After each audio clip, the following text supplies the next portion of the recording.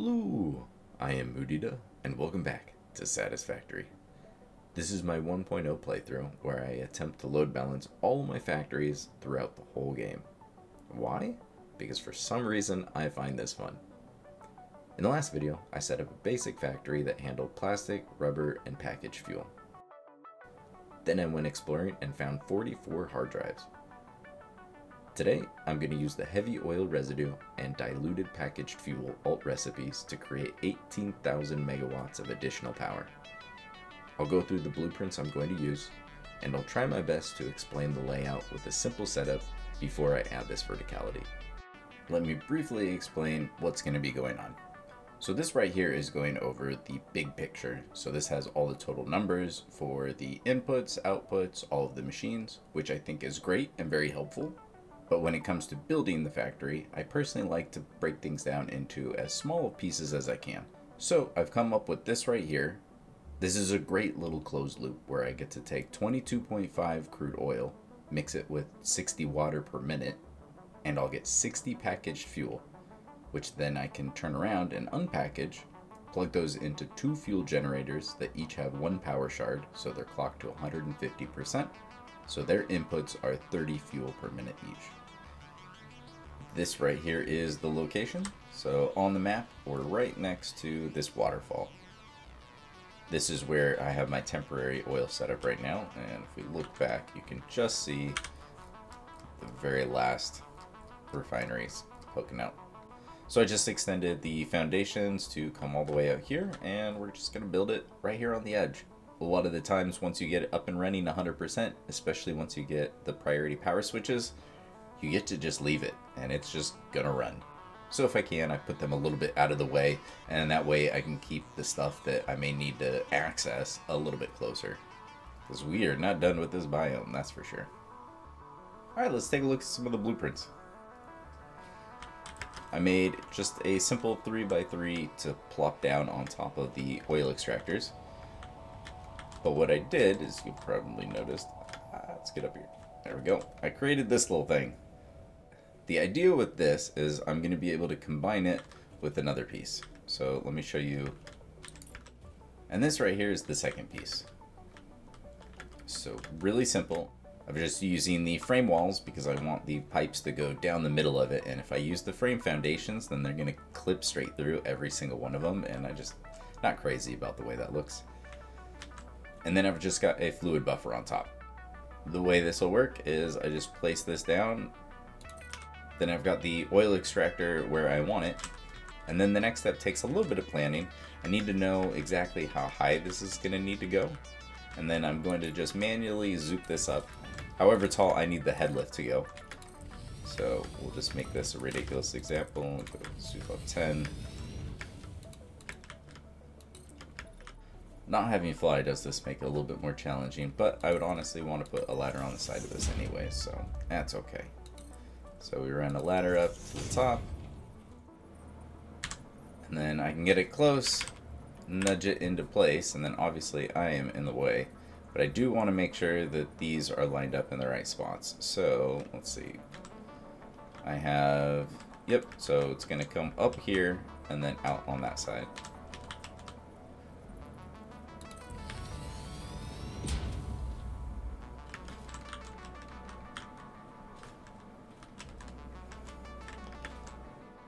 So it may look a little bit ridiculous, and we'll see. Maybe I'll hate it in the future if I've just got a bunch of these scattered around there. But the nice thing is I can get the head lift that I need to be able to go into whichever factory it's going to go to. So I can just place the couple pumps that I need here to get it all the way up to the top. And connecting the two is pretty easy. If we go over to pipe, go horizontal to vertical. I don't know why it took me so long to realize that it literally means it's going to go horizontal and then vertical. So it's pretty easy to figure out which one you need to go where. So I need to connect it from the bottom and then the top because I want it to go horizontal and then vertical.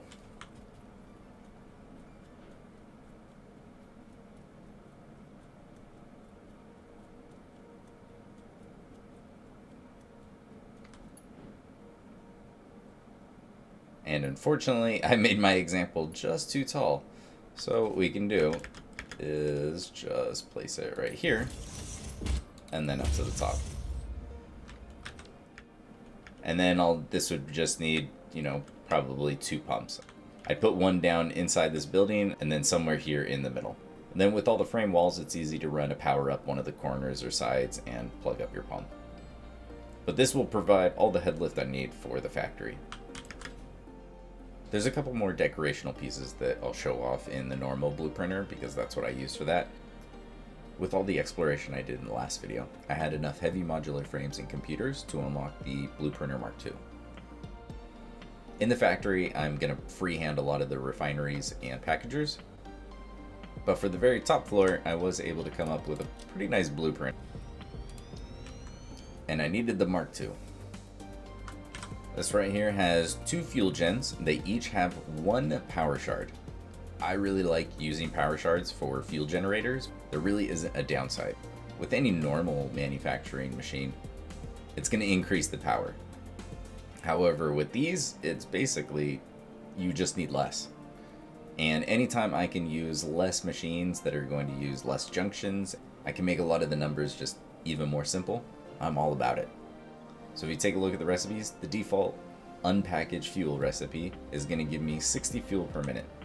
By default, fuel generators will consume 20. So I could place 3 of them and it would evenly use up this amount of fuel. Or I could place 2 of them and each have 1 power shard.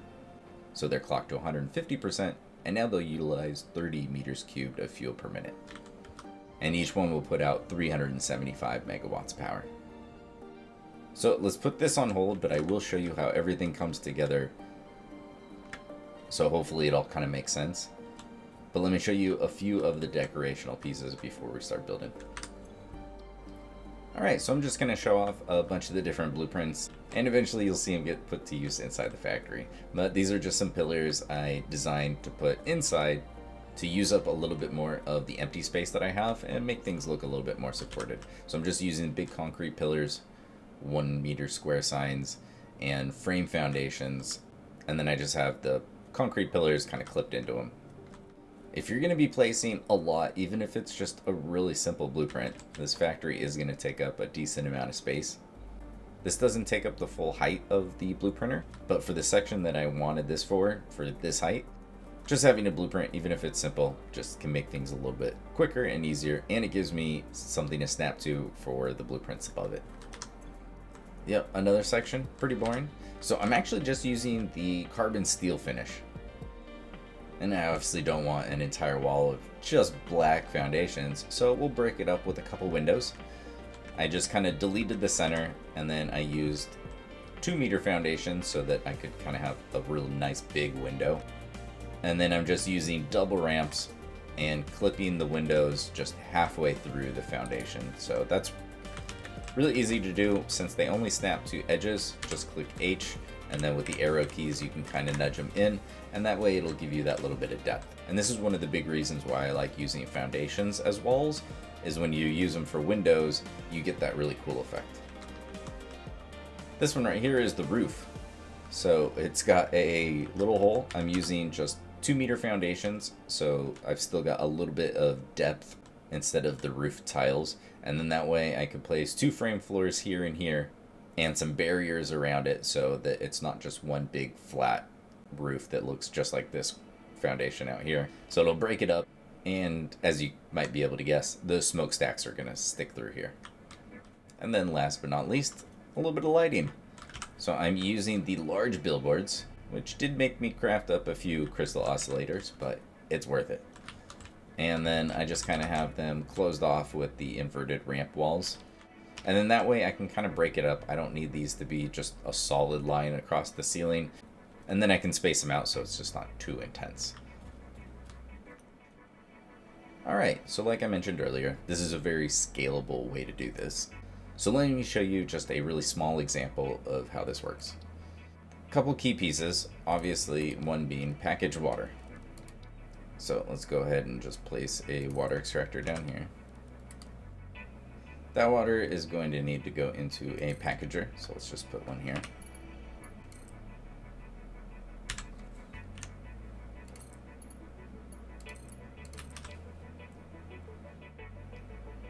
As far as the refineries go, I need 2 of them. But the way I'm going to have these set up is they are in a direct line. These are obviously not ideal actual placements, and I'm going to do this very different, but hopefully this will lay it out in a way that makes sense. So the very first one is going to be making our heavy oil residue. So we need that alternate recipe. And we're going to have to come back to this, but let me show you the next part. The second part is going to make our diluted packaged fuel. This one, we are leaving at 100%. So this needs 30 heavy oil residue, 60 packaged water. So if we come over to here, this one, packaged water, default recipe is 60. So this is fine to be at 100%. This one right here is outputting 40 heavy oil residue. So when I did this for the first, I don't know how many times, I think I did it like most people, where you group it all together and then you resplit it up. And the nice thing with that is you do need less refineries for this heavy oil residue phase. However, I really like to be able to set things up in this manner if I'm able to. So what I'm going to do is I'm actually going to change this to only 30. And that's what changes it. And so now, instead of being able to use 10 refineries and use up 300 meters cubed of crude oil, or 20 refineries and use up the full 600 out of a pipe, now I'm limited to working in multiples of 22.5, which sounds awful, but that's half of 45 or half of 90, which is fairly easy to work with. So out of a normal node, this works really well with 270 meters cubed for a normal, or 2 impures. What I'm going to be using is a pure node, and so I'll be using 540. You could squeeze out an extra 45, so an extra 2 sets of these, and be able to get 585. However, that means that you're going to have 26 refineries, and I just really like the symmetry of 24 instead. I'm costing myself 1500 megawatts of power that I easily could make, just because I like the way this looks better. Yep, sounds about right. So now all the numbers are lined up nice and even. So now this would just get connected to here, and this is going to be heavy oil residue. Obviously, we're going to bring in the crude oil from over there, and that's going to plug into these. We do need to use the polymer resin. So this right here, for this example, we'll just have it pointing out this way.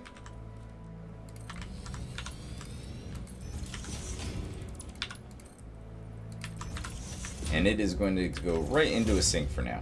With this producing 360 resin, I could do a few things with that, and so there's a good chance I'll end up using it for something.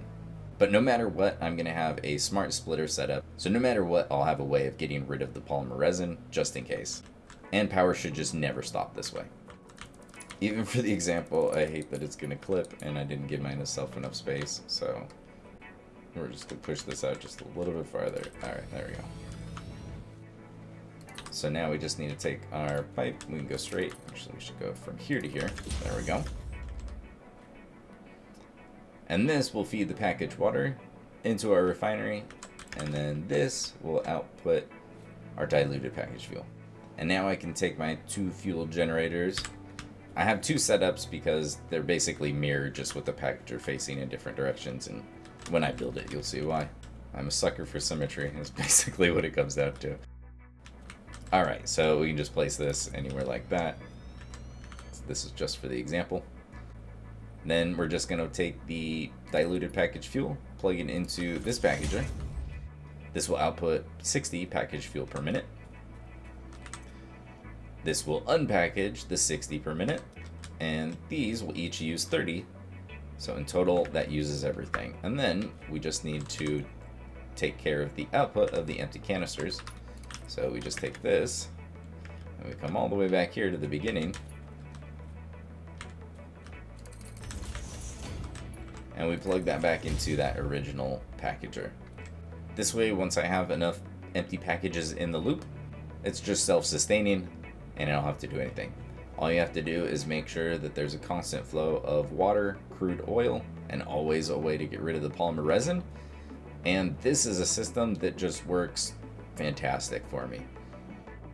Later on, the diluted fuel, where you get to eliminate this refinery and these packagers and replace them with a blender. And with the amounts being a lot higher in those recipes, you get to use a lot less machines. However, there is one hidden benefit with using the diluted packaged fuel recipe, and that's that you get to move a lot of these liquids with belts. Meaning that it's fairly easy to use a number of different floors to get this whole thing done, and that's what I'm going to do. Later on, when I'm dealing with blenders and it's all pipes, I'm going to want to keep things just on the same elevation because that's just easier. Or work completely backwards, where you pump everything up initially and it just kind of all flows down. That way works well too. But this is what you need for every 22.5 crude oil that you want to use. You'll get 750 megawatts of power for each one of these setups. So let me clear this out. I'm going to build out the base of the platform and I think some of the floors, and then I'll start placing the machines for real. And now we have some platforms to work with. Let me go through the size and everything. So this may change, but I based most of this on the height of the machines that were going there. So on this floor, we're going to obviously have the water extractors and the packagers to package it. So if I place one down here, just enough room. And the packager is even shorter, so we don't have to worry about that one. These are definitely not permanent, but good way to get between floors for now. On this floor, we're going to have all of the refineries. So needed to make sure it was tall enough for these. And we've got just enough height. I guess I should actually tell you how tall each floor is. It might be helpful. So these are 4. And then I'm just using a full foundation in between the floors because I like the way that they look. And I've got the space. This isn't going to be that tall. And then this floor is 8 foundations tall. And this floor will eventually have a roof. But since I can place that later, that's what I'm going to do. So to get everything in the right place, I actually find it's easier to work from the top and then go down. Alright, so we just came to this end of the platform. So we're right at the edge here. And I've got my 2 fuel gens in packager A. The B is going to go on that side. This is running directly down the middle. I'm going to add a little bit more so that I can actually move around. But I've lined up everything so that it'll take up the exact space. So we'll deal with the kind of aesthetic parts later. And then as far as this spacing goes, I want 1.5 foundations as a gap here because that will give me 1.5 foundations back here.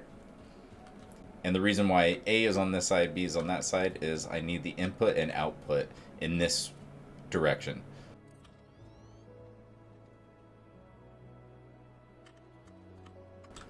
Alright, so to help me line everything up, I'm going to place this.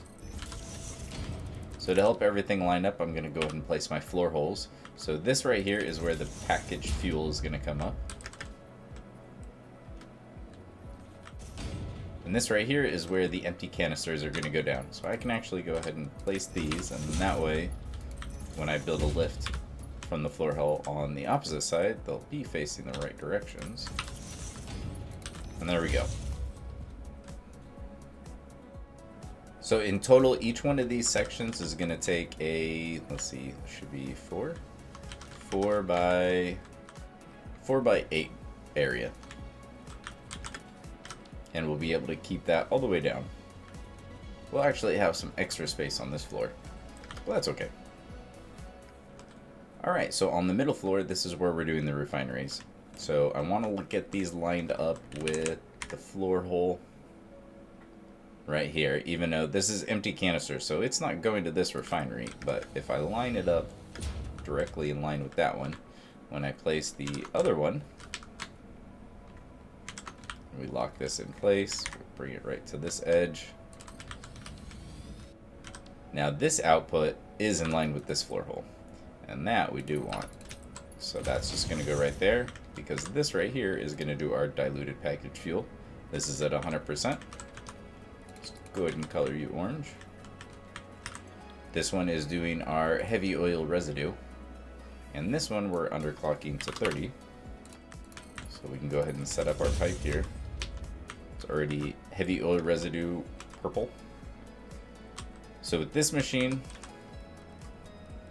we'll get the machine painted purple.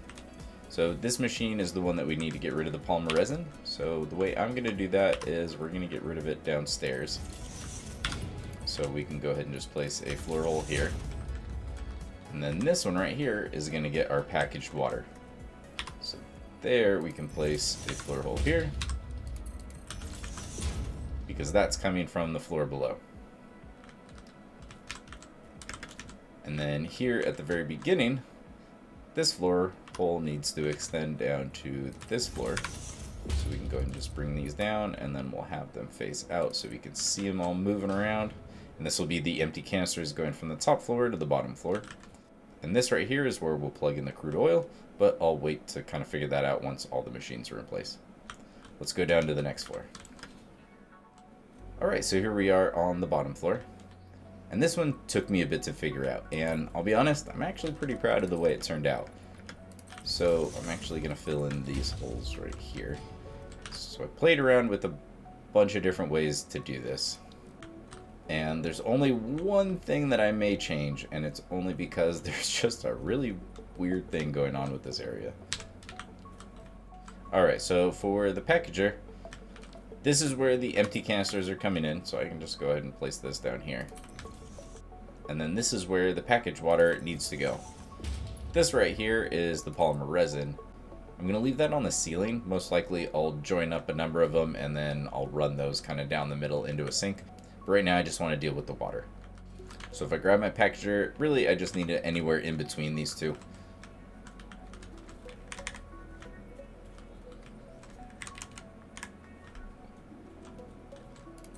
So right there looks fine. So since these are all dealing with 60 a minute, I can just use Mark 1 belts. So to really show off why I'm setting it up this way, let me go ahead and just set up the second one, because this down here is the only thing that kind of works in pairs. Oh, got that wrong. There we go. So this right here is also going to be a packager.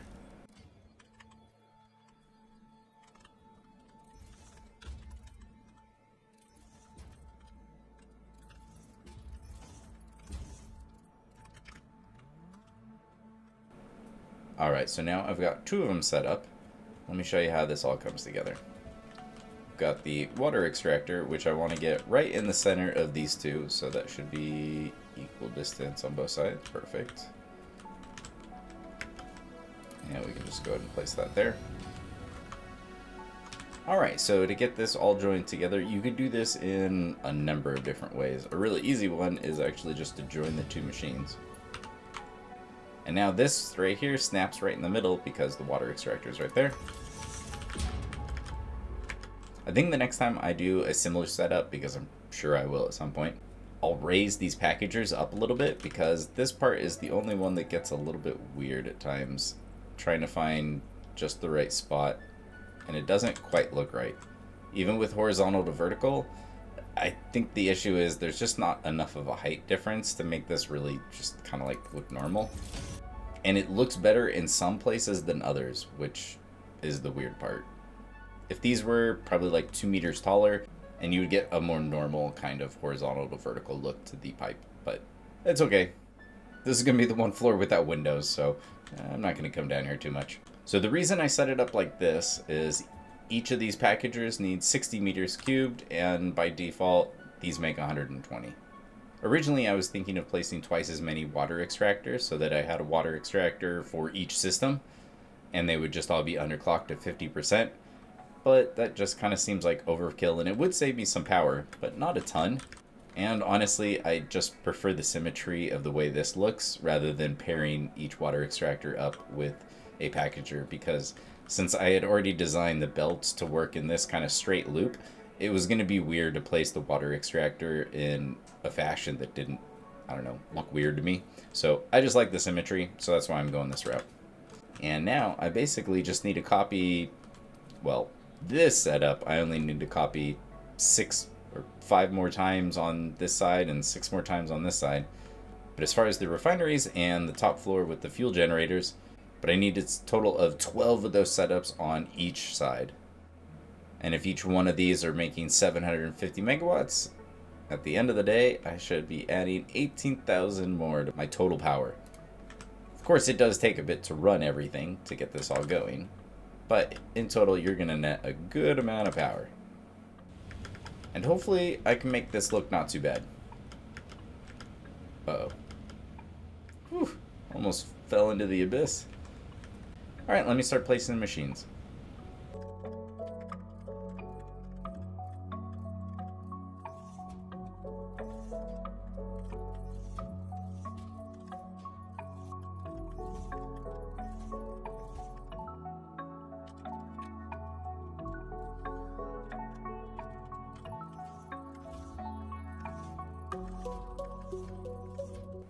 There's a lot of different ways you could do the pipe work to get the crude oil into these refineries to make the heavy oil residue. With this design, thankfully, the rest of the pipe work is already taken care of, and it's real simple. So the way this breaks down, there's 12 on each side. And 12 is a nice number to work with. Let me show you. So I'm going to go ahead and pair them up. And I think, let's see, so we can go right behind this conveyor, which is nice. So this is going to be just 1 meter back. Alright, so let's see. I could line it up with the foundation, but if I wanted to get them, I think more, if I wanted to get this in the middle for the good old symmetry, I think it's going to have to be right there. And painted beam is a great measuring stick if you ever need one. So I'm going to place it right here and then go to the middle of the input. So 17 meters on this side, and if we do the same thing on this side, well, it's only 13. Oh, but it's probably even for the middle of the machines. Let's see, 15 and 15 and 15. Okay, that's where you get to make the decision. So if I line it up here, then the pipes are equal, but this looks offset because, yeah. So I'm going to go with them being in the middle of the machines just because I like the way that looks better. One pipe's slightly longer than the other. And let's go ahead and change it to black so I don't have to come back and repaint everything. Alright, so I'm going to do this in between every two. I started doing the pipe work and realized I actually need these to be Mark II pipes. Ooh, heavy modular frames. Ah, perfect. I don't have to craft any. These are all still from all my exploration. Ah, now we can do it. Whoever wrote Ada's new lines, just well done. So many of them are just, chef's kiss. So good. Alright, now I can go through and upgrade these ones before I forget. So I know this is probably hotly debated among the community whether you should mix the pipes and just use the Mark II where you need it, and then, you know, when it's less than the 300, just use Mark I. I personally just have had good luck with using all one pipe throughout. So if I need Mark II from the oil extractor, then I'm going to use Mark II all the way to the machine. I've had good luck with it this way, so I'm just going to keep doing it. Now that I have them in 6 pairs, I'm going to group 3 of those pairs together, so we'll have 2 halves after this. So with this one, I need to avoid the very center is where the floor hole is coming down, so I obviously don't want to clip into that. But if I just go 2 meters to the side, and get this lined up, and there we go.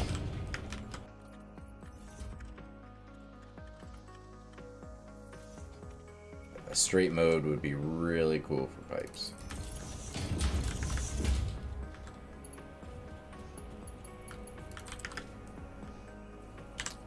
Alright, let's do this half the exact same way.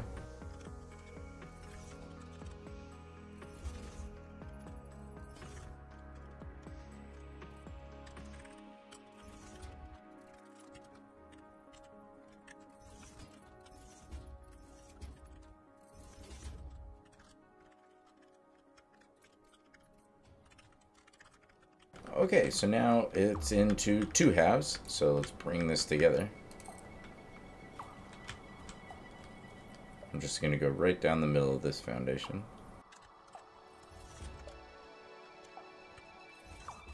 Let's see. Alright, so here's the middle, so I'm going to stop this one right here. Let's bring this one to the middle.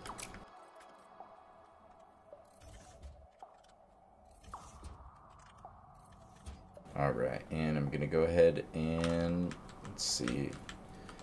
For this I am going to use the center of the foundations. But here's the trick. I'm going to place this one just offset. And then I'm going to connect the pipes. And then with this one, I'm going to do it vertically. Why? Just for fun, really.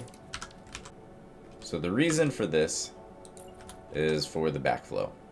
So if I have an identical setup on this side... Wait, did I really not? I didn't even center it. Okay, let's try this again.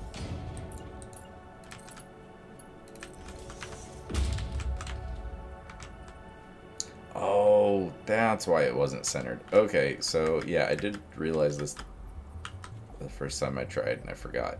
So for whatever reason, if you do it vertically, it will snap to like the outsides, which it looks like are, let's see, it's like 1 meter off basically. So if I just take this and then offset it by 1, now I should be able to get it to snap, yeah, right to the middle of the foundation. That's what I was looking for. Okay, so just to show you, the other side is going to look the same, so I'll just do this end piece right here. From here to here. The split of the foundations. Now I can delete it. So my thinking is, I'm going to do this. Does it make it more complicated for probably no reason? Yeah, probably. But it's all going to work really well, and there is a method to all of this madness. So by doing this, any oil that's coming in, because I'm going to set it up like, let's see.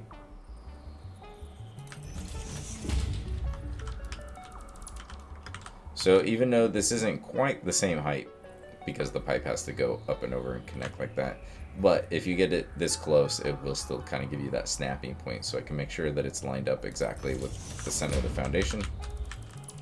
So the oil is coming in from over there, but I'm going to have that kind of water tower thing on top, so it's going to have the head lift that it needs, so it'll be able to come in, and then having it come in higher and then drop down means that there's not going to be any backflow for that whole section of the pipe. Once any oil kind of drops down into here, there's no way it's going to slosh back up into here.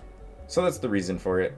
It's probably excessive. I've done plenty of setups where I just brought it in on the same level as everything else, but honestly, I just thought it would be kind of fun to do, and I wanted to see how well it would work.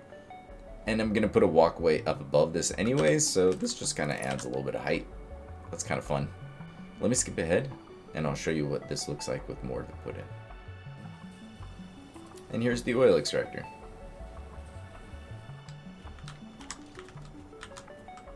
Let's start at the bottom. So here's the housing all put together. Here is our oil extractor. If we take a look inside, we've got it overclocked to 540. It's already on and completely backed up, just what I wanted to see. Pre-filling the pipes is just, I can't imagine not doing it now, basically. And then I have one pump. Now, I know the oil extractor itself gives you 10 meters of head lift. I have just had good luck with pipes where I had the initial pump horizontally instead of putting the very first pump vertically. Don't ask me why. I had had some weird pump issues before, and then I saw It's Bits say that that's what he does with all of his, and it works great for him, and you know what? If it works for Bits, it works for me. So I always put the initial one in there. It kind of negates the free 10 meters of head lift you get, but I'm okay with it. As long as it works, that's the important part to me. So then we can come upstairs. And here's our input. So this one goes up and into the fluid buffer at the very top, and then flows back out Originally in the blueprint, I actually have this kind of sticking out. My thinking was I would just have a bus running off the roof and it would kind of keep things out of the way. And since I already have the head lift, it would work great. But for this, I figured why have it way off the water when I could just run it on the water really easily. I kind of picture these as like floating buoys of grip metal. But if you want to imagine that I laid out grip metal all the way to the ocean floor, that's exactly what I did.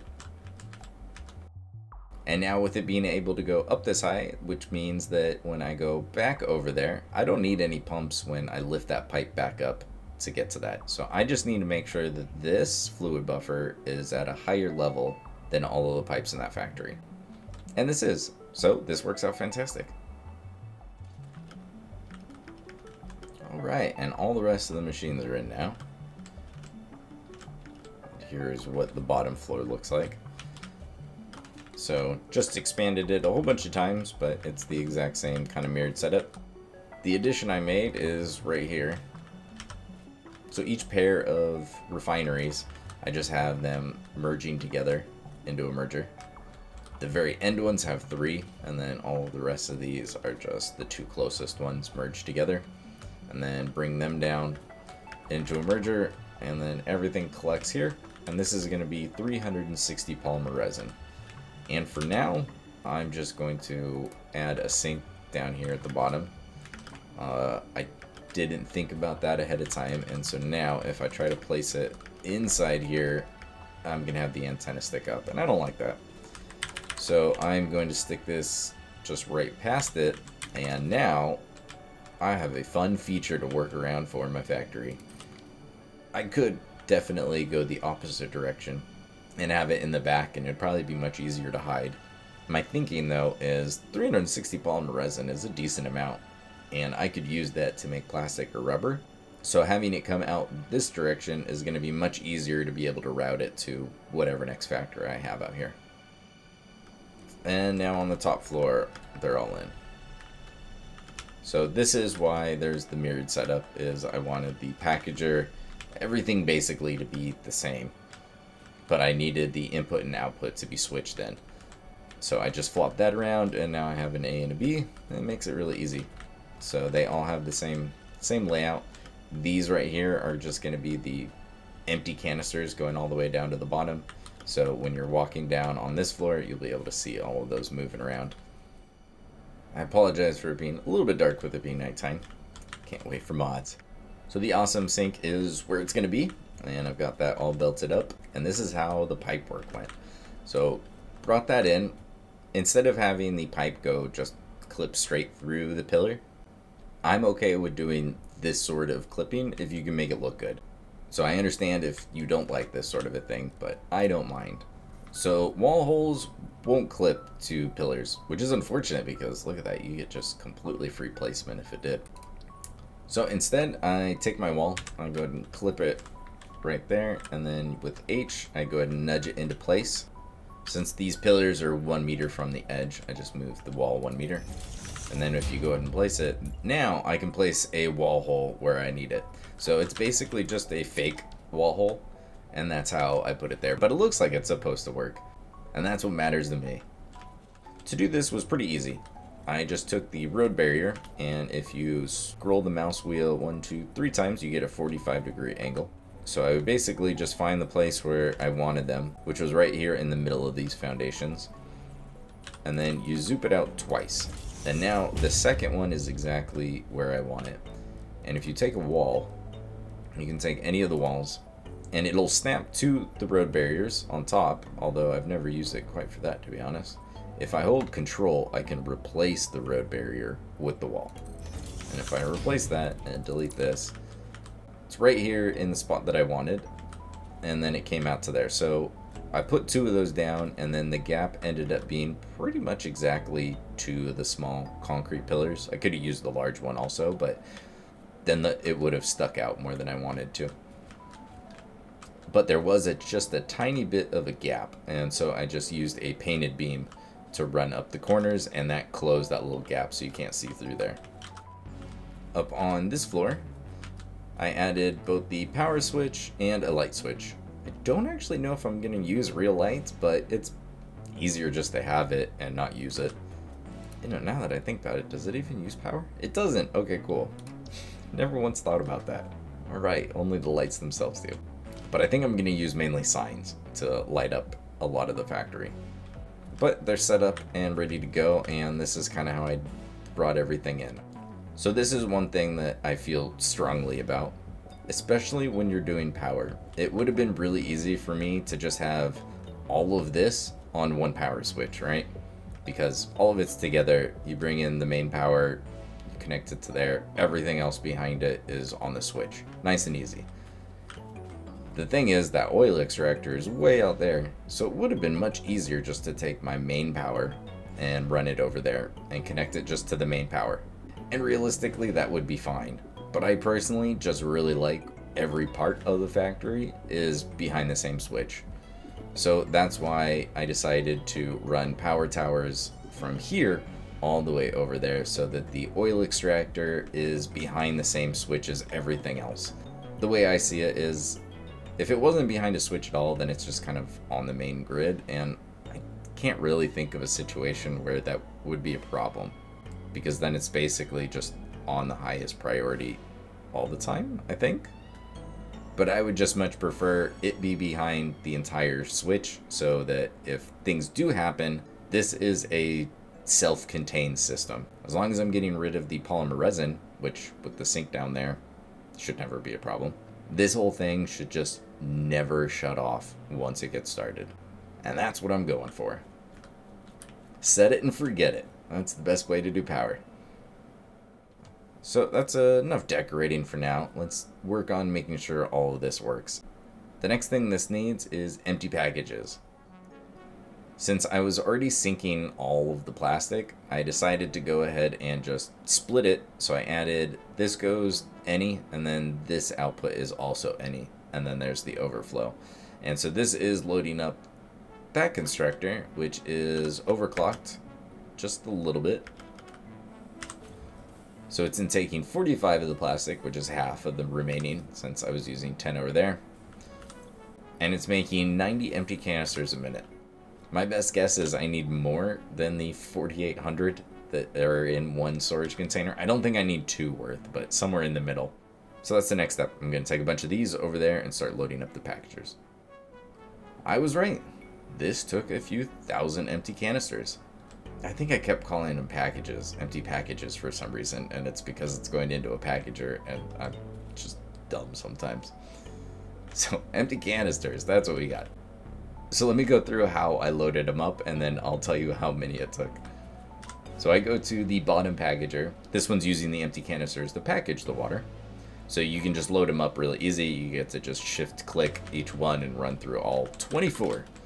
So loaded all of these ones up with empty canisters, and then I went to the top floor. Then I come up to this packager, which is doing the unpackaged fuel, and so the output is giving us the empty canisters. So I went around to all 24 on this floor, loaded them up with the empty canisters.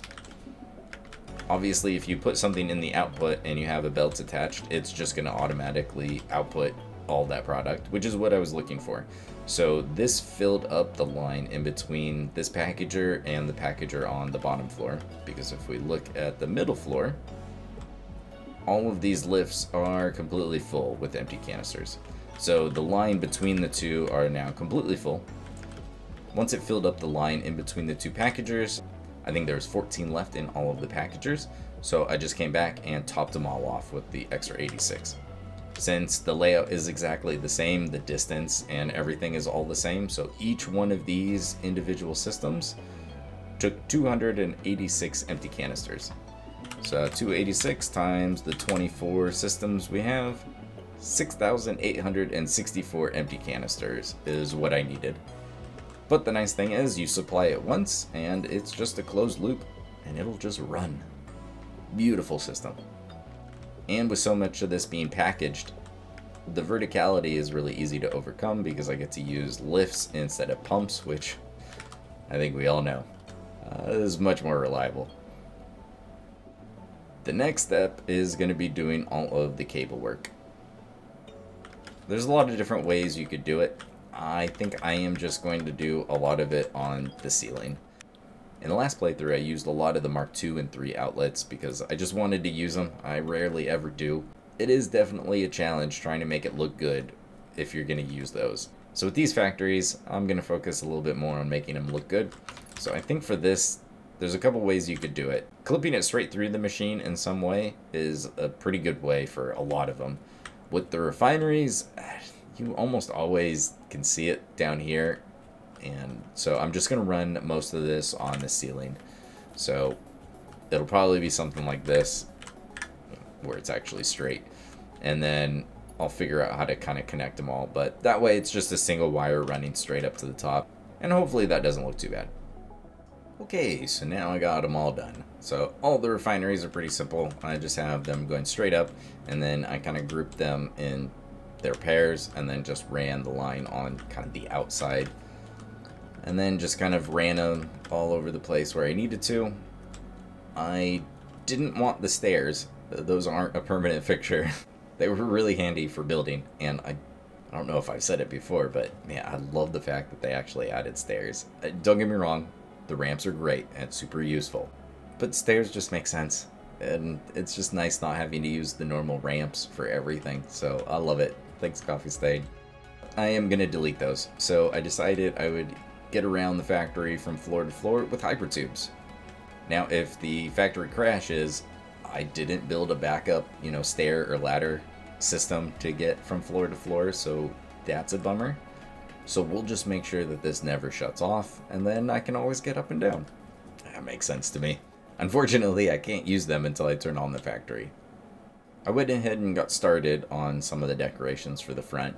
So this section is going to be a little bit different than the other three sides. For the other three sides, I'm going to be using these blueprints that I showed off earlier. So for this one is the height of just this kind of bottom section here. So I'm going to just place this right next to it. So these are just going to go here, and they just snap together real easy. And because they're the same forward and back, it doesn't even matter where I place them. So that will cover up the outside there. And then for the next one, I have both the completely flat wall and the window. So I can kind of alternate those and figure out where I want those. So I don't think they're going to quite line up just right with like being centered on a refinery, but that's okay. If you're any distance away, you can't really see through windows very well, to be honest. And this factory is actually going to have a roof, so let me show you that. So like I showed off earlier, we've just got the blueprint right here.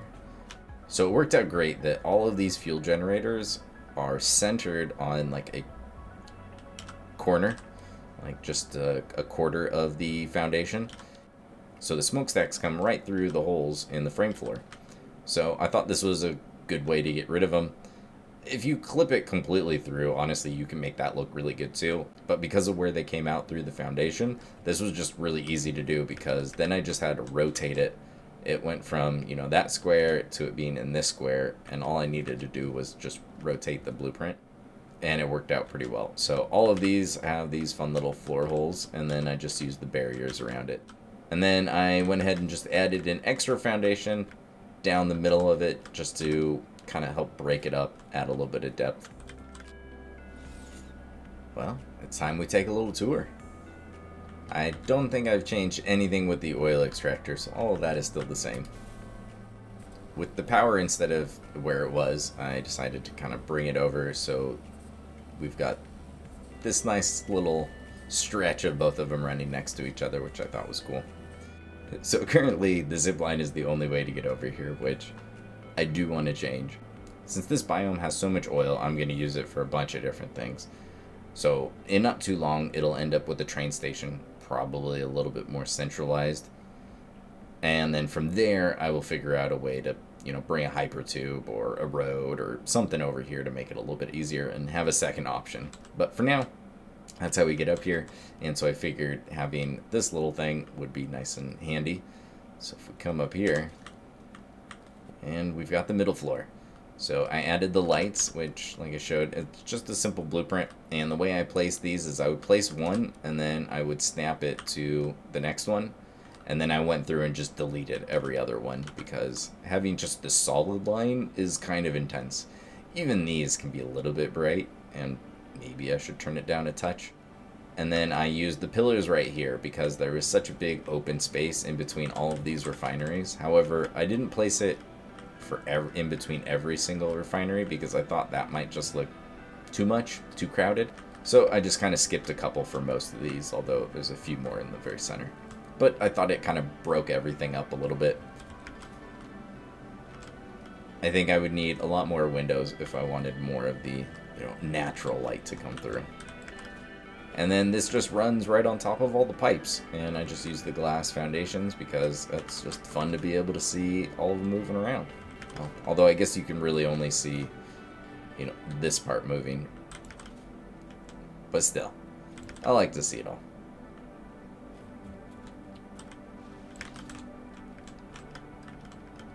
And then to get this pattern, all I'm doing is using the ramp walls and the inverted ramp walls. And it's just the difference between using the carbon steel finish is this one. And then the other ones are just fix-it foundations using the default swatch 2. And so that's kind of how I got that pattern up there. And then I'm just using these cool new triple frame windows, which I really do like the look of. That's pretty nice. And on the top floor, I just added an extra foundation down the middle to give it that same feel as the floor below, where you get to kind of look down on the belts that are moving around, so you get a little bit better of a view, in my opinion. And since there's nothing running down the very center, I didn't need to use the glass foundations, so I went with the coated concrete and just a white finish to kind of help bounce more of the light off the top. Although up here, even though I've got some windows, it doesn't bring in a ton of light. If I was going to spend more time here, I would probably add some lights or more signs along these back walls to add just a little bit more. It's a little bit dark on the sides of it once it becomes nighttime like it is now.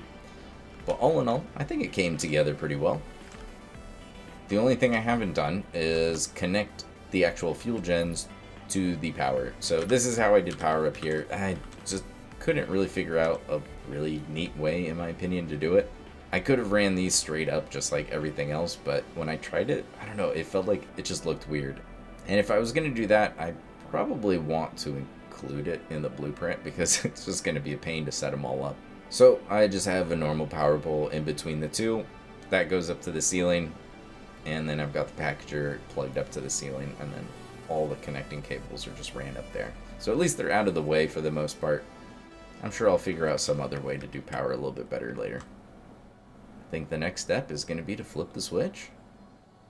We've got a new day. Let's flip this switch.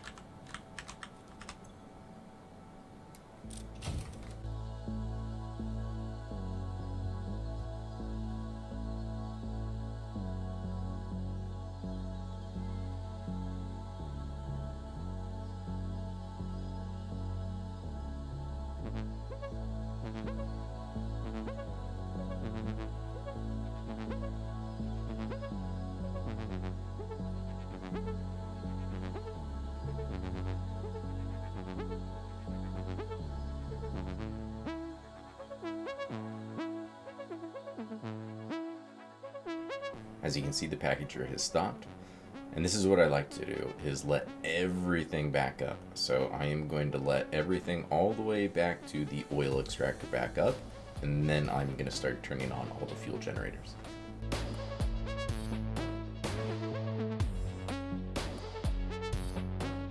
Perfect. So the water extractors are backed up, and it looks like all the refineries up here are backed up.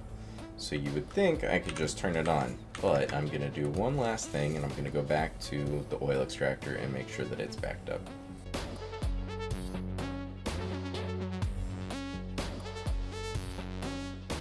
And if you're wondering why, it's because there are 24 refineries doing the heavy oil residue. The pipes were all completely backed up, but each one has an internal storage of 50.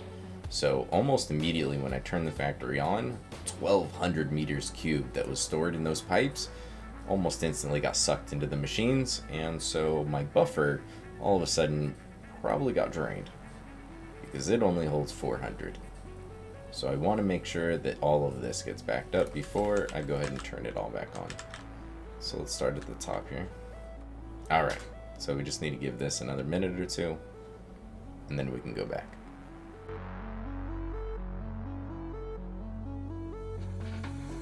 Alright, so the buffer is full, so let's go downstairs. So I want even this thing to be full. And we're full. Okay, cool. So, well, we're still topping it off apparently. By the time I get all the way back, I should be completely topped off.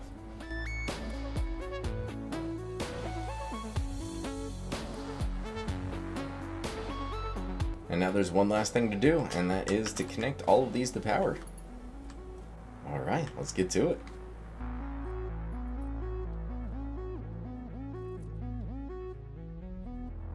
Well, that was an awful start. Let's try that again.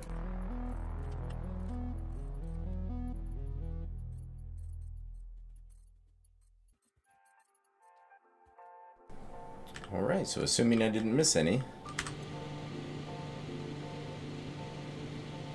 21,450. There we go. We started with 3,450 and we added 18,000. I like the way that looks. I do need to let it run for a while to make sure that there's no issues or anything, but I can pretty much guarantee that this is just going to run and just run forever basically.